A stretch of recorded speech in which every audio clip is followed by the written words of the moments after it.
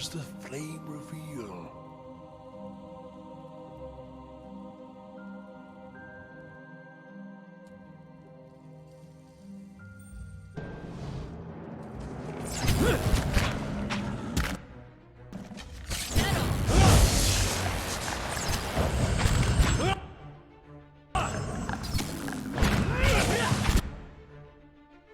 Nice.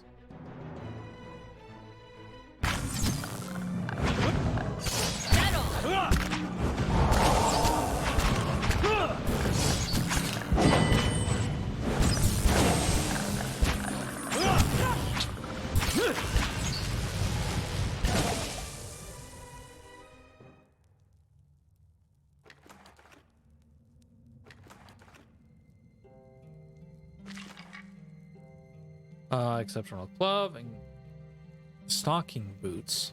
Plus 10% damage to flanked targets. That's not bad. I don't think anybody's gonna use it though.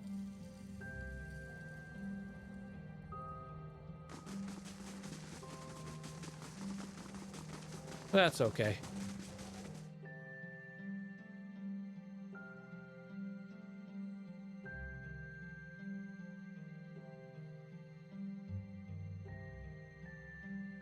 Do do do do do do do do do do do.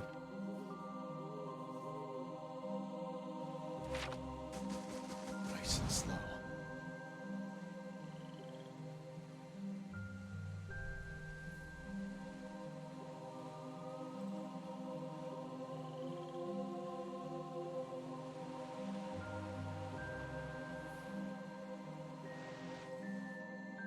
Alrighty then, so that means there's nothing up there. No way to leave up there.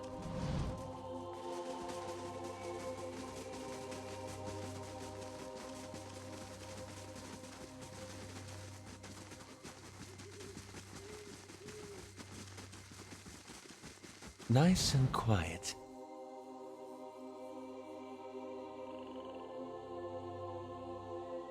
Do do do do do do do do do do do do.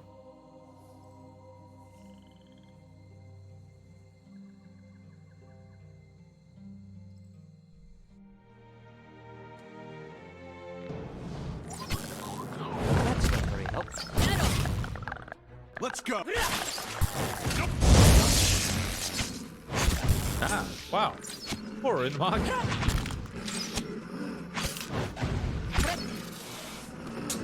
No good.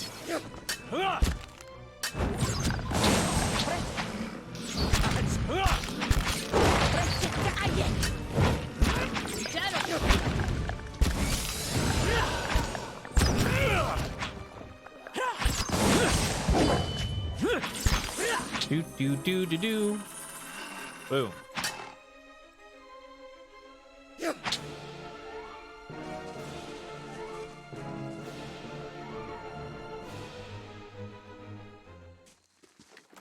Boom. And boom.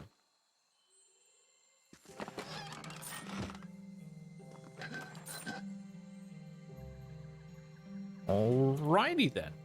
Suppose this takes me forward.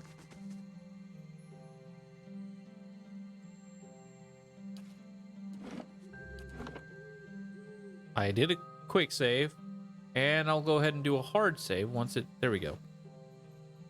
Up the path. Boom. And here we go.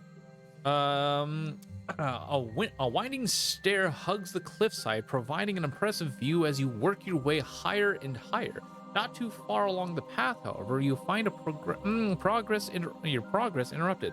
A large boulder appears to have fallen into the road from somewhere up above, and it now sits squarely in your way. Use hammer and chisel to clear it away. In chiseling away the boulder provides a slow and weary endeavor, especially when several sections of the boulder prove too hard to carve through, forcing you to aim elsewhere. After a long while, your efforts pay off, and a section of the boulder splits away. Nice. You hear the echoing of clatter of the rocks tumbling down the side of the cliff. The sounds seem to stir something overhead. A shadow crosses the path quick as lightning and vanishes before you can catch a glimpse of what it has casted. But you do see the rapidly growing silhouettes of several more rocks flung down at you from above. Scrambling to action, the party ducks under a small rocky protrusion along the cliff place. But Duran stumbles and is left just short of shelter. A sudden hailstorm of fist-sized rocks and scattered debris rains down upon him. Oh no! Battered and bruised, Duran leaps the final distance to safety. After a short while, the thundering rumble of falling stones fades away. Your ordeal past, you continue your climb, and the rest of the journey proceeds without incident. At last, you find yourself at the base of a final twisting set of steps, above which you can see the towering pillars of Hylia's nest.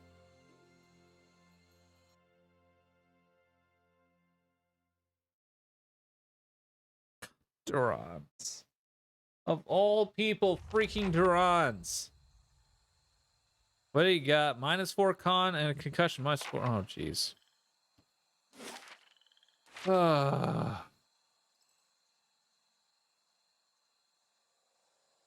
I'll take a look.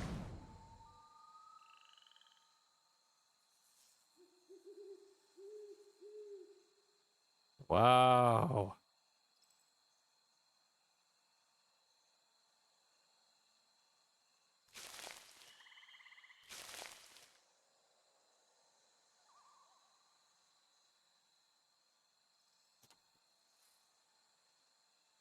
I'll take a look. Oh.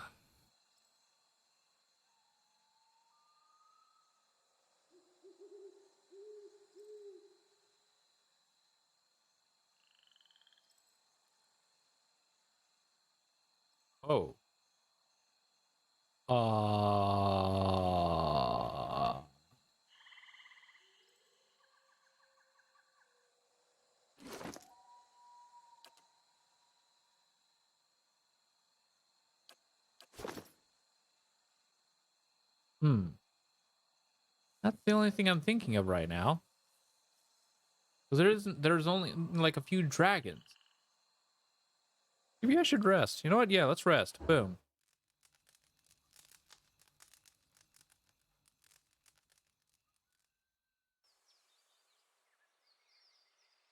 There it is. All upgrades are complete. Grants crackling bolt. Oh. 10% chance. Oh, to cast Returning Storm. Oh. And it's a super... Wow, okay, everybody's bound item is all complete. And since we're about to fight a dragon, better get another beer. This might be a bit of a doozy of a fight. And I mean a doozy. So, let's do this. Cheers, guys.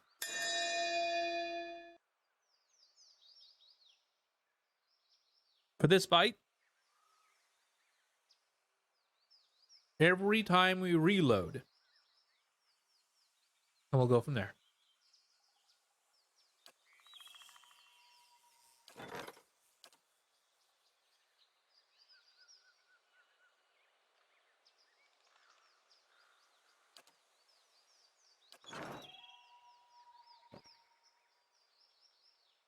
Boom. I suppose we should also make a... so apparently this is the sky dragon area. So, before the sky dragon.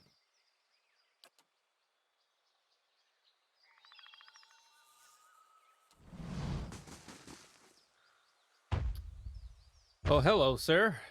And now the fun begins. Yes. As you reach the summit of the mountain, a gust of wind stirs the air. You hear a noise like the snapping of sails, and the sky is briefly blotted out. A dragon lands before you, shaking the ground beneath your feet. It draws itself up to its full height and spreads its wings, barring your passage. Its neck, its back, and the ridge of its spine are covered with magnificent plumage. It hisses at you, and while the sound is unlike any language you ever heard, the beast's meaning is utterly clear. Vermin invading my nest, threatening my hatchling. You shall feed my young.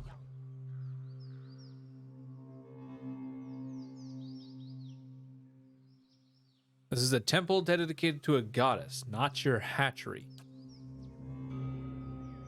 Ooh, heat from the beast roars, sears your face. It lashes in a flurry of scales and feathers.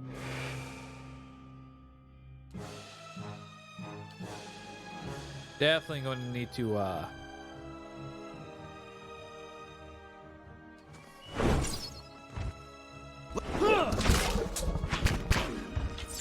well, that's a bit kind. That's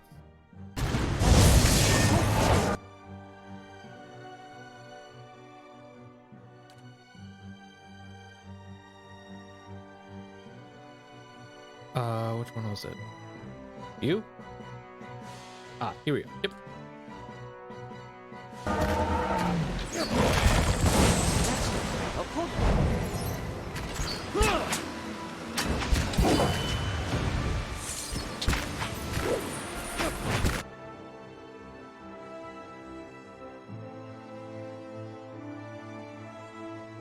Yep, I guess we'll definitely start with that, and we'll go ahead and go with these.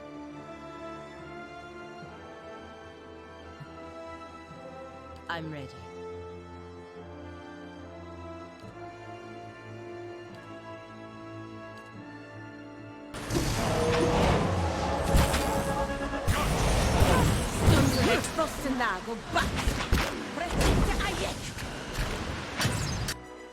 Okay, there's that.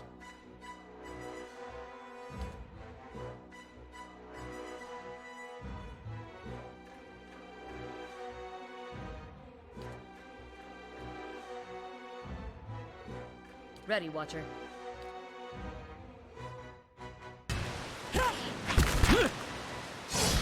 Mow it.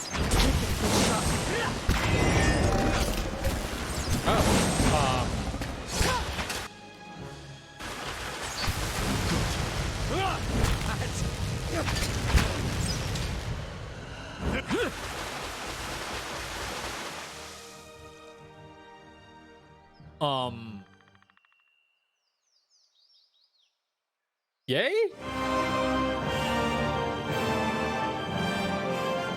I thought that was gonna take me a few tries. Apparently not. Oh, more dragon meat.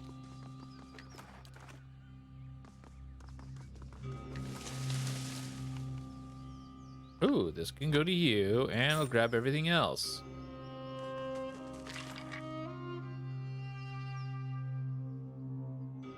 A god is near. Attacks can stun on crits. The Warhammer one-handed. +4 accuracy, +4. Oh.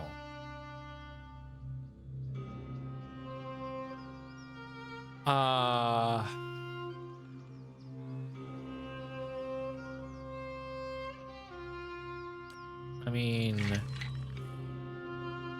sure.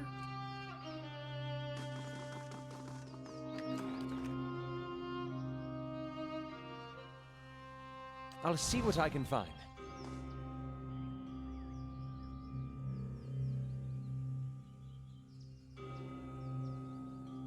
Well, that was simple enough. Oh, hey, celebratory drink. Yay! God, I was thinking I was gonna have a drink there for a second. Wow! That was the easiest dragon fight ever.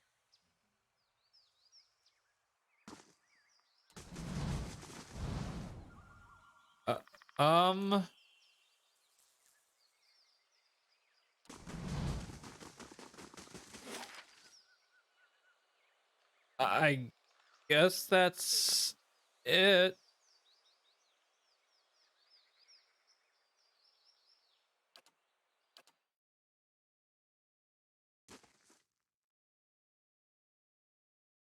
I guess that's it.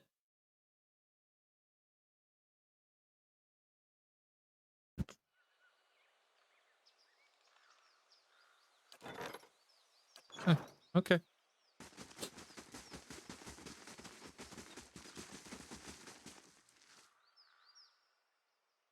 Jeez. We saw you go up the mountain. Well, what happened? She means to say that we're both very relieved to see you're safe. Yes, of course, that too. I see your priorities. The dragon and its young are both dead. Praise the Sky Mother and thanks to you too. I told you that an attack was the way to go. And the Queen of Birds saw fit to bless us with a capable warrior. It is a shame that such a rare champion of the skies had to perish. All winged life is sacred to our goddess. Still, it is better that we can return to worship at the nest. Thank you. Not to presume too much, but you might pray to Helia when you visit Terra Everon. She is...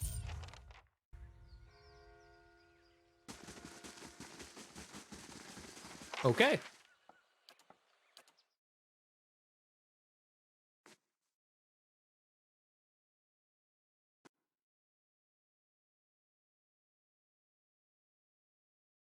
All right. All right. All right.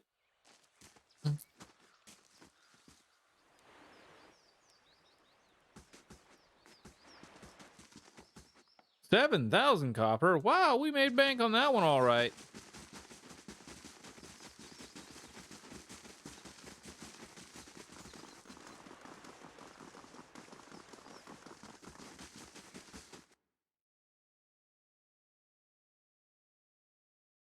We're going to talk with Helia first.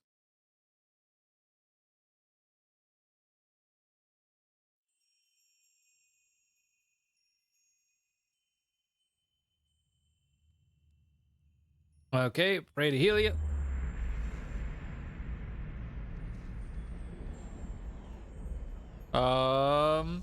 You kneel while you pray. You feel the space around your body shift and melt. You find yourself in a vision of the mountaintop temple.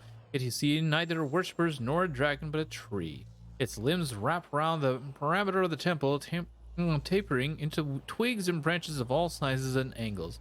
They seem too long and too numerous to be held up by the meager trunk, but they hold steady in the breeze. A single sparrow lands on the nearest branch. It watches you. Whistle to the bird. You whistle the first tune that pops in your head. The sparrow blinks its beady eyes and hops closer to you along the branch. It bobs its tiny head and opens its beak, and the rich, thrilling melody that spills forth is the song of a chorus of birds. A massive flock descends with a thundering of wings and whooping, screeching, chirping calls. They fill the boughs of the tree by the thousands. Birds of every shape, size, and color nestling next to one another. Illiganus sighs heavily. To be honest, I really can't stand birds. He is an avian godlike. A breeze ripples through the air. The limbs sway, creaking with strange, gentle rhythm. A few hundred of the birds flit from their branches, forming a brilliant, variegated flock in front of the tree. As they meet and swoop in unison, you catch a glimpse of someone looking back at you, cloaked by the flurry of feathers. You journeyed to my temple and rid it of the dragon. Now my faithful may return, singing their joy to the skies and praising me through their creation.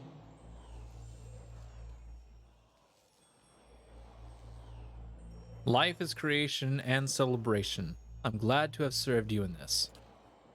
The breeze blows through the tree. A dove tucks its head into its feathers and watches you. Glad because you seek to protect life, or because you seek a patron. And yet you have proven yourself with this task. I would tell you of another. I'm listening. The birds return to the tree and nestle amongst their peers. The breeze ripples through the branches again, carrying the goddess's voice. You must stop Theos, and you must undo the tragedy he has wrought.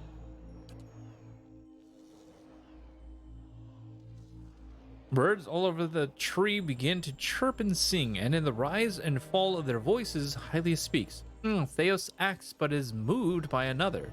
The exiled queen whispers in his ear. Exiled queen urges him to rob the living and the unborn of their souls for her benefit, and he has obeyed.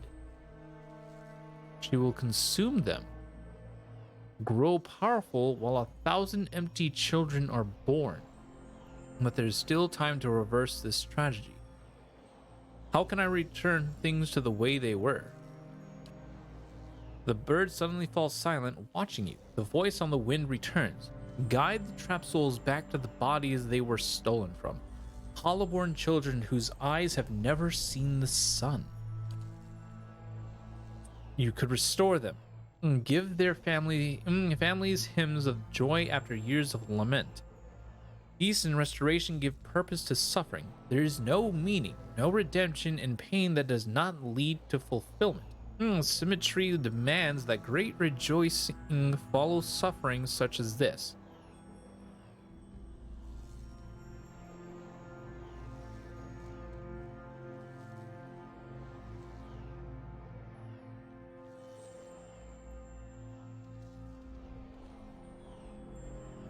I'm not sure that it's possible to truly undo the harm Theos has caused. Surely those wounds can heal, or don't you think the long absences could be overcome? You hear the cry of a swift, soft plaintive. Perhaps the years cannot be forgotten, and for some, perhaps it is already too late.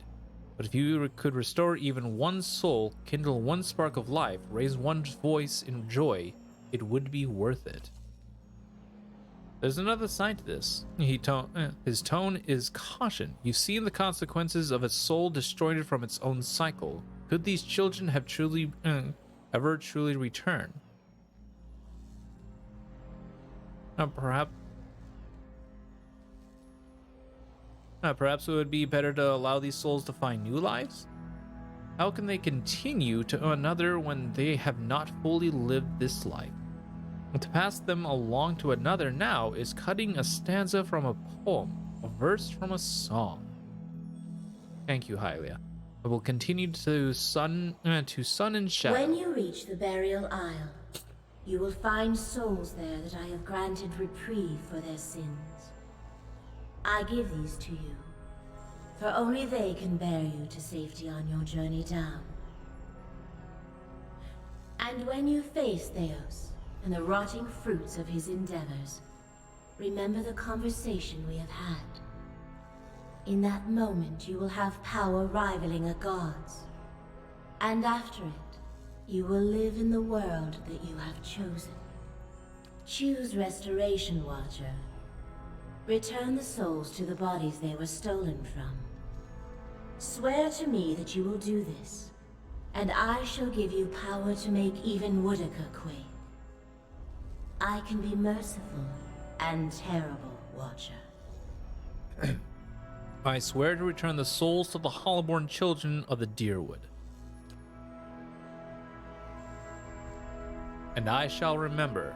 The dark wings snap shut, and the tiny sparrow flits to your shoulder. It tilts its head back and opens its beak, and the song that spills forth is like nothing you've ever heard. Melodies at once mournful and beautiful in trance. The world becomes a place of pure color and sound. Each perfect moment follows the next, like the lines of a poem of the bar of a song. Wait, I'm not done with you.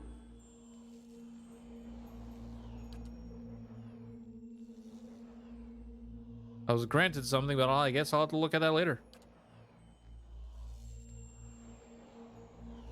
Birds wheel and pivot, showing a flash of pale feathers. Who is this that speaks in anger? Please forgive Pelagina's boldness, Hylia. Passion is but another side of my nature. There is nothing to forgive. The birds settle on the branches and regard Pelagina. It's not often that any of our kind get the chance to speak to their What should I call you? My mother? Father? Those words seem to fall short and yet be too generous, given our history. The birds cock their heads and are craning and twisting their necks to look at one another. You are angry with me. What did you expect? Should I be happy? To be like this? To live like this? What kind of creator does this to her creation and abandons it in a world this cruel? And should I have plucked you from your home, wrapped you into my wings, and brought you to a nest like this one? Some tranquil and harmonious place far from the war chants and battle dances you love so well? Tell me what you want. All I've ever wanted from any of your kind is to take some responsibility. Any responsibility for what you've done. To us. To every one of the children you've abandoned.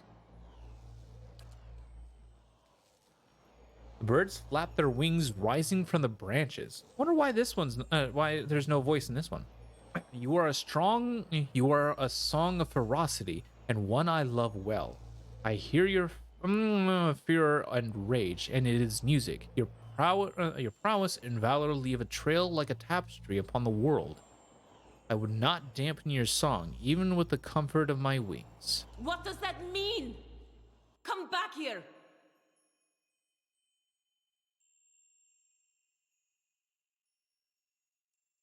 I'm sorry you didn't get the answers you were looking for, Pelagina. You deserve better. We all deserve better.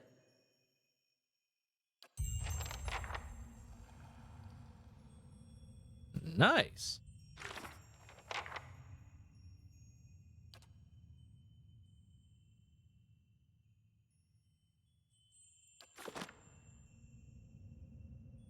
Okay.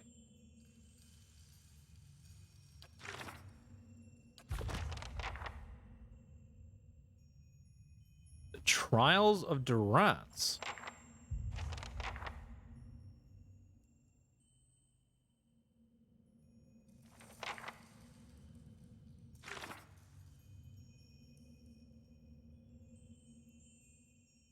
That I would return to the souls of the Hotterborn. She gave me her power. Oh yeah, you need to take a look at that. What did Hylia's boon? +1 perception, +1 lore. That stack with everything else.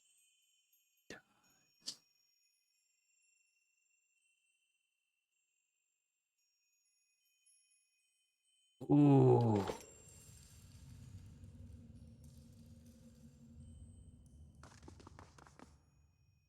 Great Barath.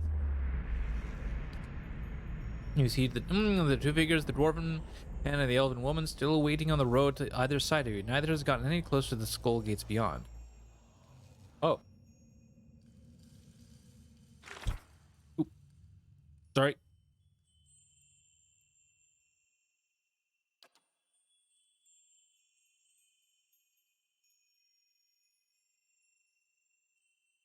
The Golden Grove. Oh, I thought I got it all done. Apparently not. We gotta find the Golden Grove now.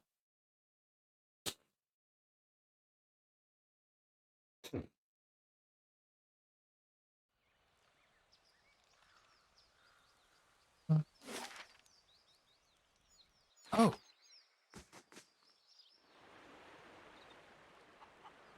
Stop right there.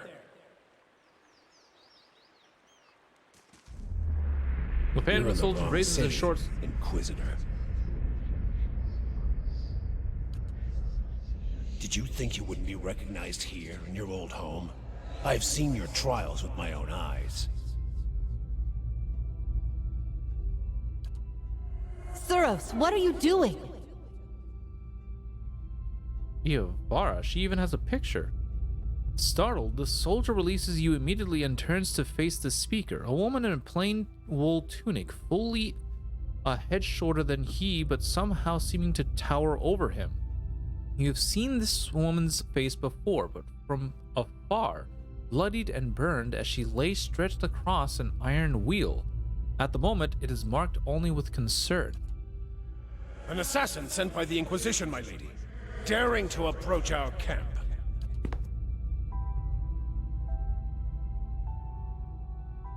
If he is so poor an assassin as to approach an armed guard in daylight, I should have nothing to fear. I would hear what this man has to say. She stares him down until he can no longer face her. He turns away, sour-faced, watching you through sidelong glances, his knuckles white around the pommel of his sword. Surely this is some trick of my mind. I did not expect to see you again. Grand Inquisitor Theos Arcanon dispatched me here to spy on you.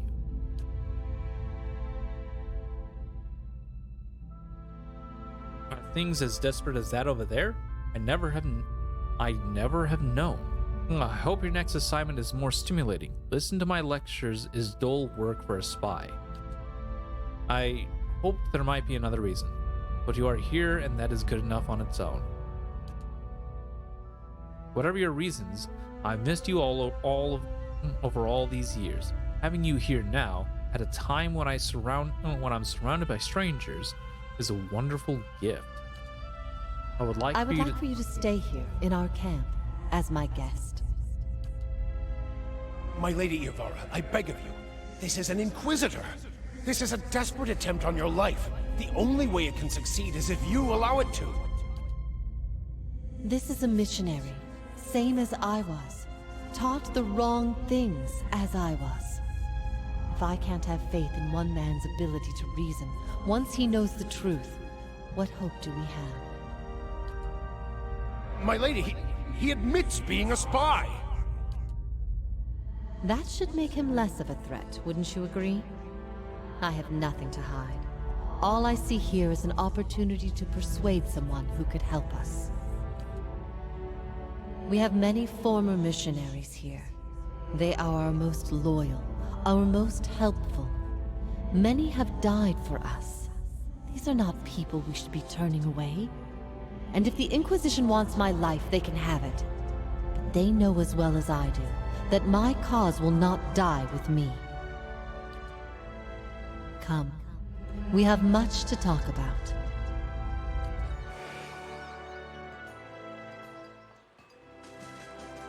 Interesting.